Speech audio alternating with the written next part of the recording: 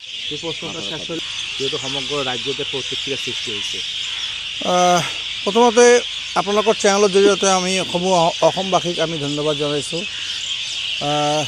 বিশেষকৈ এটা বিষয় যি বিষয়টো ব্যাপক চৰ্চা আৰম্ভ হৈছে সমগ্ৰ ৰাজ্যখনত, যে গণতন্ত্ৰ চতুৰ্থ স্তম্ভ বুলি কোৱা হয়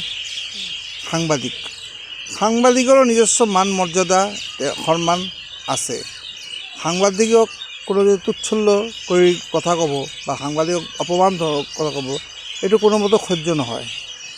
আমি এজন জ্যেষ্ঠ সাংবাদিক হিচাপে বৰ্তমান বিভিন্ন ঠাইত চৰ্চা হৈ থকা বিষয়টো আমি বস্তুটো প্ৰত্যক্ষ কৰিছোঁ। এনেকুৱা এটা বিষয়, এতিয়া সাংবাদিকক কোনে বাছনি কৰিব? কোনজন সাংবাদিক ভাল, কোনজন সাংবাদিক বেয়া, কোনজন সাংবাদিক নিষ্ঠাবান, কোনজন সাংবাদিক অনিষ্ঠাবান, এইবোৰ কথা এতিয়া এনেকুৱা পৰ্যায় আহি গৈছে যে এতিয়া অসম সাহিত্য সভাৰ নিচিনা এটা সংগঠন, সংস্থা যিটো আমাৰ অসমৰ ৰাইজৰ প্ৰাণ, বিশাল এটা মহাসমুদ্ৰ, এই অসম সাহিত্য সভাৰ পৰা যদি এতিয়া সাংবাদিকক বাছনি কৰিব আৰম্ভ কৰিছে যে কোনজন সাংবাদিক নিষ্ঠাবান আৰু অনিষ্ঠাবান। নিষ্ঠাবান মানেটো কি? যে নিষ্ঠা সহকাৰে কাম কৰি অহা, একদম সম্পূৰ্ণ নিকা স্বচ্ছ।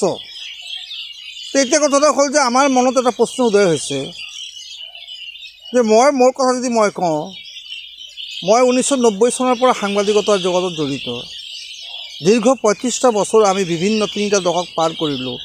বহু ঘাত প্ৰতিঘাত, বহু সমস্যাৰ মাজেদি আমি পাৰ কৰি আজি এই ইণ্টাৰনেট যুগত আহি পৰিছোঁ। আমি এটা সময়ত হাতত লিখি আমি খামত পঠাই কৰিয়াৰ্ছত পঠাই আমি সংবাদ প্ৰেৰণ কৰিছিলোঁ। আজিৰ যুগত আমি ঘৰত বহি মোবাইলতে আমি নিউজ প্ৰেৰণ কৰিব পাৰোঁ। 3টা দশক পাৰ হৈ গ'ল। কিন্তু কথাটো হ'ল যে এতিয়া আমাৰ মনত প্ৰশ্ন উদয় হৈছে, এতিয়া আমাৰ সমাজৰ বা আমাৰ ভাই ভনী, আমাৰ বন্ধুসকল, তেওঁলোকে মোক প্ৰশ্ন কৰিছে, দাদা আপুনি 35 বছৰ সাংবাদিকতা কৰি কি পালে?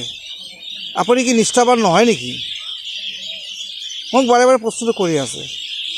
মোৰ পৰিয়ালৰ পৰা কৈ আছে যে আপুনি কি নিষ্ঠাবান সাংবাদিক নহয়, স্বচ্ছ নিকা সাংবাদিক নহয়? কিয়? তই অসম সাহিত্য সভাৰ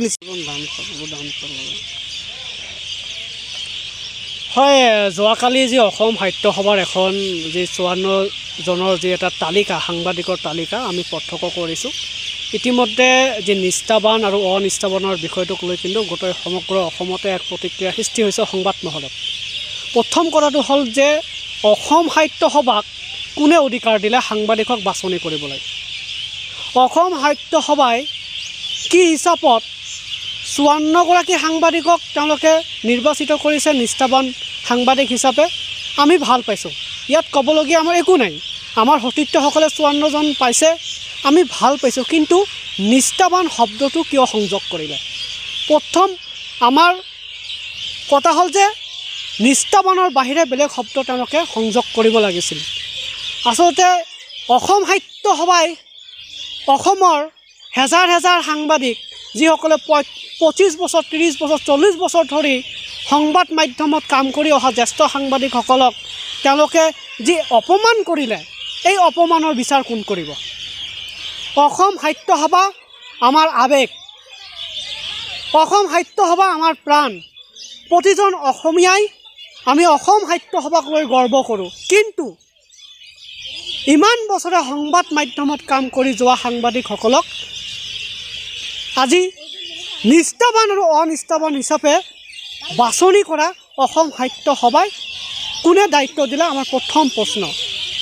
আমি দাবী জনাইছোঁ যে ইয়াৰ লগত কোন জড়িত, সেই ব্যক্তিগৰাকীক অসম সাহিত্য সভাৰ মজিয়াত আনি উচিত তদন্ত কৰি ব্যৱস্থা গ্ৰহণ কৰিব লাগে। অসম সাহিত্য সভাই তেওঁলোকে ঘৰত বহি তালিকাটো প্ৰস্তুত কৰিছিল নে কি কৰিছিল, সেয়া কিন্তু এক ৰহস্যজনক। আমি বেয়া পোৱা নাই। অসম সাহিত্য সভাই এতিয়া আমাক চাৰ্টিফিকেট দিব নেকি যে আমি অনিষ্ঠাবান বুলি?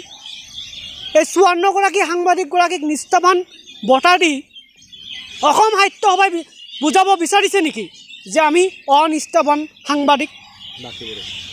যি সদস্যই যি বিষয়াগৰাকী এই তালিকাৰ লগত জড়িত আছে তেওঁ অনতিপলমে সংবাদ মাধ্যমত কাম কৰা সাংবাদিকসকলৰ ওচৰত ক্ষমা খোজা উচিত।